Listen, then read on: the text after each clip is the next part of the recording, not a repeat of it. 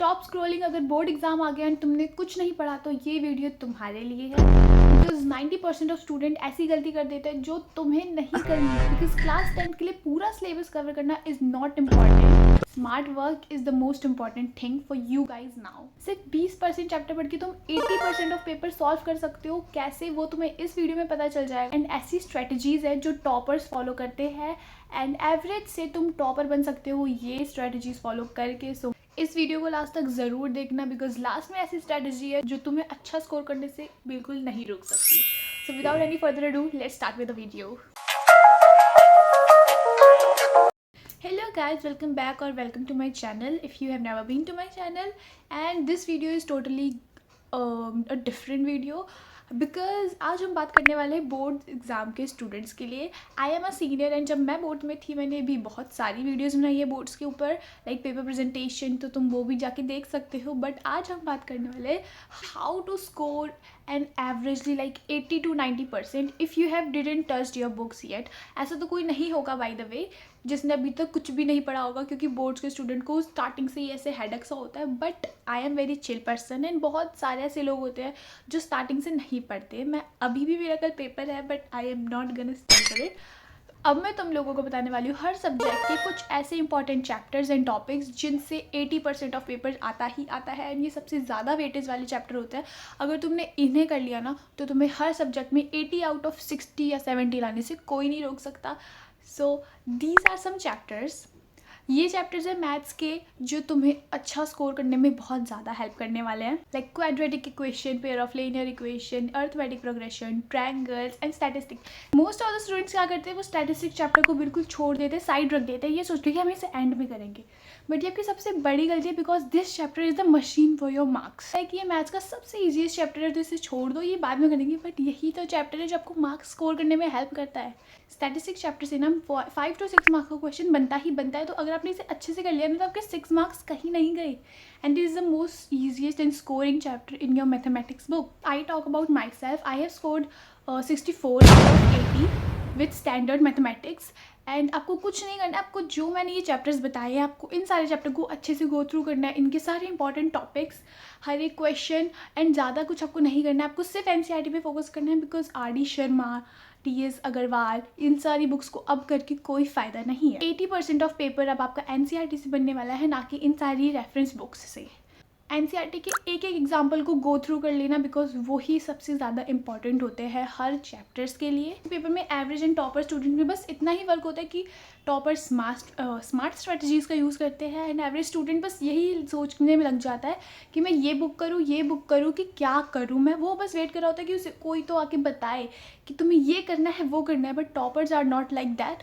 वो स्टार्टिंग से पढ़ते हैं, अगर स्टार्टिंग से नहीं पढ़ा है तो भी वो टॉप कर लेते हैं बिल्कुल एंड में पढ़ के, बिकॉज हमने पूरे साल क्या पढ़ा है वो मैटर नहीं करता जब तक तुम पेपर से 1 महीने पहले प्रैक्टिस करना नहीं स्टार्ट कर देते। Now if we talk about the science, then these are some chapters जो कि वो स्कोरिंग चैप्टर है, like electricity, magnetic effect of electricity, carbon and compounds. ये सबसे ज़्यादा मुश्किल चैप्टर माना जाता है, बट अगर तुम इसे दिल से करोगे so it is the very easiest chapter in your science.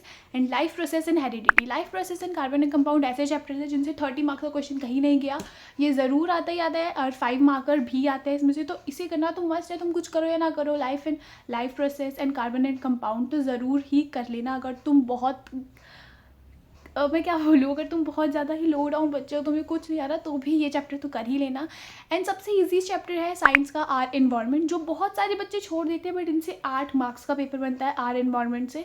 तो अगर तुमने आर एनवायरनमेंट नहीं किया है तो तुम उसे अभी कर लो, बिकॉज अगर तुमने कुछ भी नहीं पढ़ा है ना तो आर एनवायरनमेंट तुम्हारे लिए लाइफ सेविंग का काम करेगा, बिकॉज तुम कुछ ना कुछ करके 27 मार्क्स तक तो लाओगे यार, तुम्हें पास होना है। एंड आर एनवायरनमेंट ऐसा चैप्टर है ना कि वो कोई भी कर लेगा। बायो का सबसे इजी चैप्टर है साइंस का। And carbon and compound and life process तो करना ही करना है। अगर तुम्हें अच्छा एवरेज भी स्कोर करना है तो ये चैप्टर्स तो करने मस्ट है।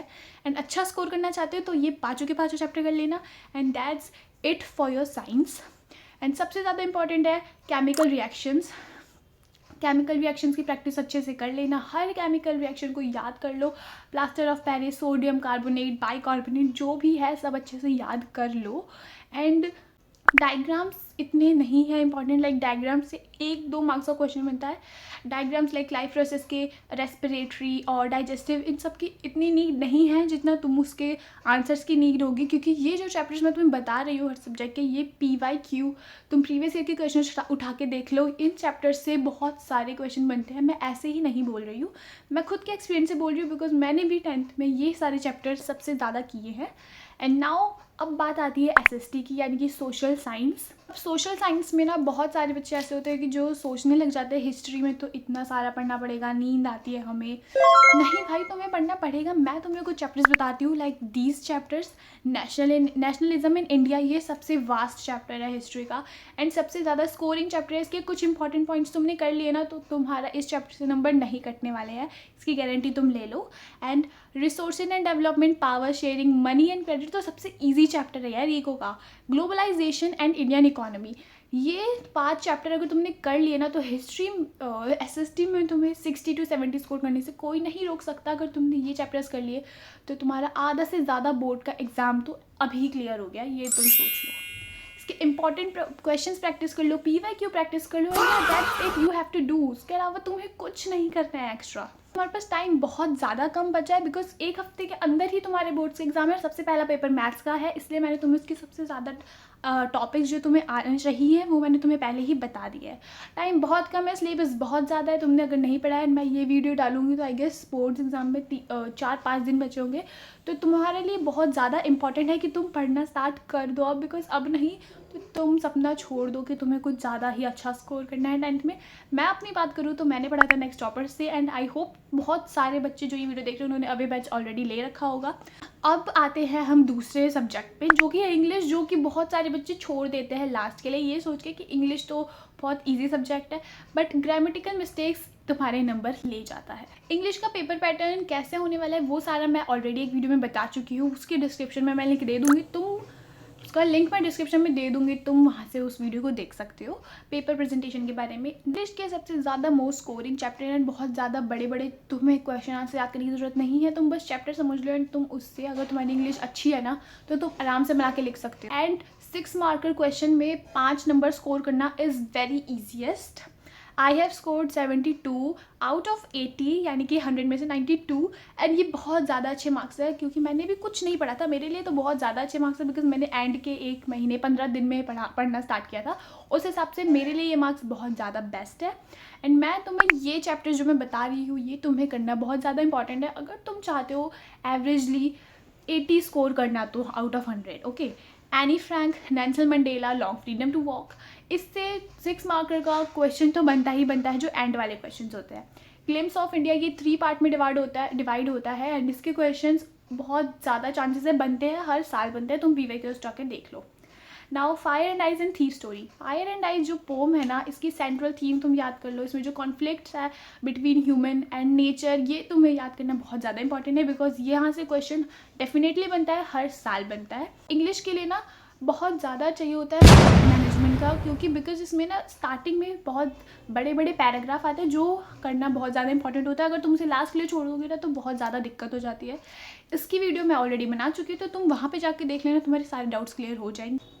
इंपॉर्टेंट टॉपिक्स तो पढ़ लिए, बट अब टाइम आता है टाइम मैनेजमेंट का, बिकॉज क्या फ़ायदा जब तुम यहाँ पूरा पढ़ के चले जाओगे एंड बोर्ड एग्जाम में तुम्हें टाइम मैनेजमेंट ही नहीं आती है, उसकी वजह से तुम्हारा बहुत सारा पेपर छूट जाता है। ये सारे बच्चों के साथ होता है, एंजाइटी होती है, नर्वसनेस होती है, बहुत सारी चीज़ें होती है, अच्छे से पेपर प्रेजेंट नहीं कर पाते हो। उसकी वीडियो मैंने तुम्हें दे दी है, वो तुम देख लेना। टाइम मैनेजमेंट की बात हम यहाँ करने वाले हैं, क्योंकि तुम पढ़ते तो बहुत हो बट टाइम नहीं मिलता कि हम इतना सब कुछ लिख सके। तो तुमने अगर अभी टाइम मैनेज नहीं किया ना तो टाइम तुम्हें मैनेज कर देगा उधर, क्योंकि टॉपर एंड एवरेज स्टूडेंट के बीच में बस एक चीज़ का गैप होता है, वो है टाइम मैनेजमेंट। टॉपर अच्छे से टाइम मैनेज कर लेता है एंड एवरेज स्टूडेंट ऐसे ही रह जाता है। एंड अगर तुम भी ये गलती करो कि पूरा दिन पढ़ते रहते हो बट अपने प्लान को कभी एग्जीक्यूट नहीं करते, बिकॉज तुम तो यही सोचते हो कि हम कल देख लेंगे, कल देख लेंगे, कल तुम्हारा कभी आता ही नहीं है। एंड अब तो कल करने का टाइम भी नहीं बचा है। बेसिकली हर सब्जेक्ट को इक्वली टाइम देना is not the thing, this is not a smart work. Smart work is 80-20 rule follow करो, वो मैं तुम्हें ऑलरेडी बता। और टाइम लगा के पढ़ो, अपने मूड के हिसाब से नहीं, बिकॉज मूड के हिसाब से चलोगे तो कुछ नहीं कर पाओगे। 25 to 30 मिनट्स पढ़ो एंड 5 मिनट का ब्रेक ले लो, बहुत ज़्यादा पावरफुल स्टडी होती है इस टाइम पे। एंड मैं तुम्हें बताती हूँ, अभी तुम ऑलरेडी मुझे पता है स्कूल नहीं जा रहा होगा कोई भी बच्चा, तो सुबह तुम लिया करो हार्ड सब्जेक्ट लाइक मैथ्स ले लो, फिजिक्स ले लो, एंड आफ्टरनून के टाइम पे तुम थोड़े मीडियम से कुछ टॉपिक्स एंड चैप्टर्स ले लो जो तुम्हारे हिसाब से मीडियम में, एंड शाम के टाइम पे तुम बहुत ज़्यादा लाइट से चैप्टर ले लो, बहुत ज़्यादा बर्डन मत डालो, एंड रात को तुम रिवीजन कर लो। और अगर तुम एक नाइट आउल हो तो तुम इसी प्लान को अपने हिसाब से अकॉर्डिंग प्रिपेयर कर सकते हो। एक नाइट मोटिवेशन से ज़्यादा अच्छी होती है कंसिस्टेंसी, जो तुम्हारे अंदर अभी तक तो नहीं दिख रही है मुझे। एंड आई नो तुम लोग अभी भी ढूंढ रहे हो कि perfect time table, time management के लिए, इन सारी चीज़ों के लिए तो परफेक्ट टाइम टेबल नहीं चाहिए होता, उसे फॉलो भी करना होता है, जो कि मैंने नहीं करा था अपने टाइम पे। बट तुम्हें फॉलो करना है टाइम मैनेजमेंट, मैं तुम्हें बताती हूँ। आई होप तुम लोगों ने अभी बैच लिया होगा या फिर नहीं भी लिया होगा, तो तुम्हें टाइम मैनेज करने के लिए इस टाइप्स की जो शीट्स आती है उसमें तुम्हें पेपर करना चाहिए अपना। कोई भी सैम्पल पेपर ले लो, प्रीवियस ईयर के क्वेश्चन बुकलेट्स ले लो, एडू कार्ड की है, उस वाल की बहुत सारी बुक्स अवेलेबल है मार्केट में, तुम वो ले लो। एंड इस टाइप की जो बुकलेट्स होती है, मतलब ये आंसर शीट्स होती है, बिकॉज बोर्ड्स में ऐसी आंसर शीट्स ही मिलती है। एंड तुमने ब्रह्मास्त्र अगर लिया होगा अभी बैच तो तुम्हें मिला होगा, मुझे भी ये नेक्स्ट टॉपर्स की तरफ से ही मिला था। एंड अगर तुम्हें उसकी तरफ से नहीं मिला तो तुम कोई सी भी बुक्स ले लो, रेफरेंस बुक ले लो, ओसवाल की कोई सैम्पल पेपर प्री वैक्यू ले लो, या फिर एडू कार्ड की ले लो, प्रशांत भैया, शोभित भैया की, तो उसके साथ भी तुम्हें ये शीट्स अवेलेबल होती है, सबको मिल जाती है। अगर नहीं मिली तो तुम किसी भी नॉर्मल शीट्स में कर सकते हो, it's totally up to you. इस पर तुम अपना पेपर स्टार्ट करो, टाइम लो 3 घंटे का, एंड उसके हिसाब से तुम लिखो कि तुम्हें MCQ 20 मिनट्स में ख़त्म करने ही करने हैं। ऐसे कर करके तुम इसमें पेपर सॉल्व करो, इससे तुम्हारा टाइम मैनेजमेंट अच्छे से हो जाएगा, बिकॉज ये प्रैक्टिस के लिए बहुत ज़्यादा बेस्ट है। मेरे पास ये लास्ट सिंगल शीट बची है, मैंने जितनी भी मुझे मिली थी सारी मैंने ख़त्म कर दी थी ऑलरेडी। सो यार this is the trick for your time management. और अभी भी बहुत ज़्यादा टाइम नहीं गवा है तुम्हारे पास, भी अभी बहुत टाइम है जिससे तुम अच्छा स्कोर कर सको। स्क्रोलिंग करके टाइम मत वेस्ट करो, इंस्टा यूट्यूब सब कुछ बंद कर दो, नहीं ये वीडियो देखने के बाद मतलब बंद कर दो, मत देखो इधर उधर, टाइम वेस्ट मत करो, बिकॉज दिस वीडियो तुम्हारी लास्ट वीडियो होनी चाहिए तुम्हारे paper presentation and time table के ऊपर। इसके अलावा तुम और कुछ मत देखना। एंड इस वीडियो को अपने दोस्तों को भी शेयर कर दो, जिससे उनके पास भी ये स्ट्रेटजीज चली जाएँ and they will score much better, and तुम उनसे ज़्यादा बेटर स्कोर करो। इसीलिए इस वीडियो को अभी अभी शेयर कर दो, सब्सक्राइब कर दो मेरे चैनल को, बिकॉज ऐसी वीडियोज़ मैं हर टाइम लाती रहती हूँ। And the most important thing जो मैं तुम्हें बताना चाहती हूँ, गैप डेज में पढ़ना इज़ इम्पॉर्टेंट, बिकॉज तुमने अगर कुछ नहीं पढ़ा तो गैप डेज में तुम ऐसी शीट्स पे आंसर्स लिख सकते हो, तुम प्रैक्टिस कर सकते हो। एंड 80-20 रूल तो तुम्हें फॉलो करना ही करना है। That's all that I wanted to share you guys as you are my juniors. And मैंने अपने बोर्ड एग्जाम में स्कोर किया था, not so good but I have scored 88%, जो मेरे हिसाब से बहुत ज़्यादा अच्छे नंबर नहीं है। बट अगर तुम 90% लाना चाहते हो या उससे भी ज़्यादा लाना चाहते हो तो बल लगा के मेहनत कर लो। एंड पेपर बहुत ज़्यादा इजी होता है, एंड उसके लिए तुम सुबह का 4 बजे वाला सेशन ले लो नेक्स्ट टॉपर्स का, वो तो सबसे चुम्बेश वाली चीज़ होती है जो कोई भी इंसान 10th को अच्छे से पास करने के लिए करता है। पेपर्स बहुत ज़्यादा इजी आता है, एंड उसकी जितने भी पैटर्न होते हैं तुम्हें पता चल जाएगा। प्री बोर्ड तो वैसे भी प्री बोर्ड तो बहुत हार्ड ही बनाते हैं स्कूल वाले, उसके हिसाब से तुम खुद का फ्यूचर मत डिसाइड करना, single sheet of paper can decide your future. Okay, तो ज़्यादा टेंशन मत लो, नर्वसनेस मत फील करो, इस वीडियो को देखो शांति से, स्ट्रेस ख़त्म करो, स्ट्रेस लेना is not a thing. 80-20 rule follow करो एंड टाइम मैनेज करो, अच्छे से पेपर प्रेजेंटेशन कैसे होती है वो देखो। एंड या that's all I wanted to share you guys. I hope तुम लोगों की वीडियो अच्छी लगी होगी, तो जस्ट सब्सक्राइब कर दो मेरे चैनल को एंड लाइक कर दो एंड शेयर ज़रूर करना, बिकॉज तुम अपने दोस्तों को भी हेल्प करो यार थोड़ा अच्छा स्कोर करने के लिए। एंड या दैट्स ऑल, मिलती हूँ आपको नेक्स्ट वीडियो में, तब तक के लिए bye bye and take care, love you.